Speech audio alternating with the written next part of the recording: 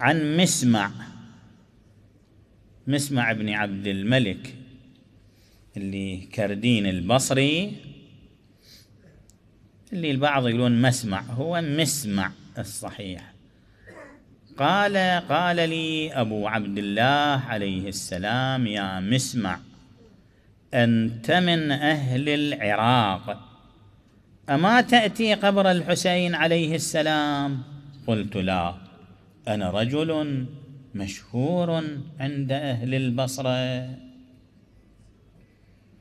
وعندنا من يتبع هوى هذا الخليفة، أكو ناس ويا الحكومة تشتغل ويعرفوني، وعدونا كثير من أهل القبائل من النصاب وغيرهم، ولست آمنهم أن يرفعوا حالي عند ولد سليمان ابن عبد الملك فيمثلون بي. قال لي: أنت اللي ما تروح للزيارة، أفما تذكر ما صنع به؟ تتذكر ما جرى على أبي عبد الله الحسين؟ تتذكر؟ قلت: نعم. قال: فتجزع. الجزع مطلوب، الجزع كل الجزع مكروه، سوى كل الجزع والبكاء مكروه سوى الجزع والبكاء على أبي عبد الله الحسين. قلت: نعم، إي مولاي، أجزع، إي والله، أستعبر لذلك حتى يرى أهلي أثر ذلك علي، بعد فأمتنع من الطعام حتى يستبين ذلك في وجهي. قال: رحم الله دمعتك، أما إنك، الإمام يقول لي: مسمع، أما إنك من الذين يعدون من أهل الجزع لنا، أنت من هؤلاء.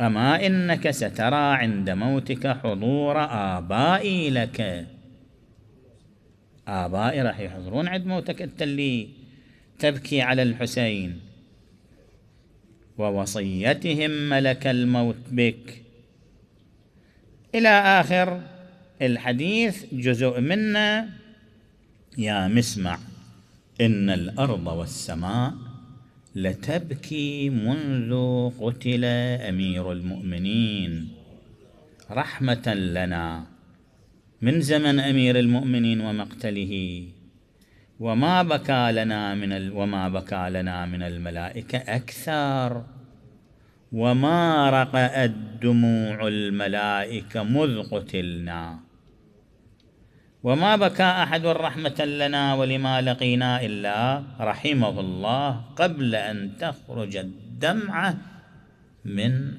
عينه، فإذا سالت دموعه على خده فلو أن قطرة من دموعه سقطت في جهنم لأطفأت حرها. شيء يعني من خصائص أبي عبد الله الحسين، من خصائص أبي عبد الله الحسين هذا، ماكو فد شيء آخر. قطرة من دموع الباكي على الحسين، ما اشترط شيء في الباكي، هذا الباكي ما اشترط أن يكون شنو؟ أن يكون متدين مو متدين، أي حال من أحوال عنده، ما شرط فيه شيئا،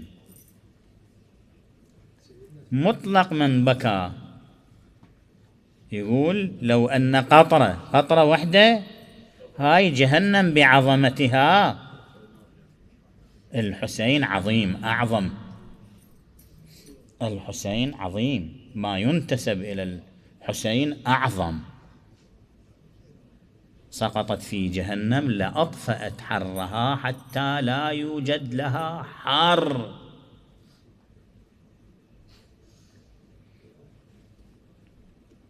يا ابن كردين، أما إنك ممن تروى راح تشرب من الكوثر وتروى.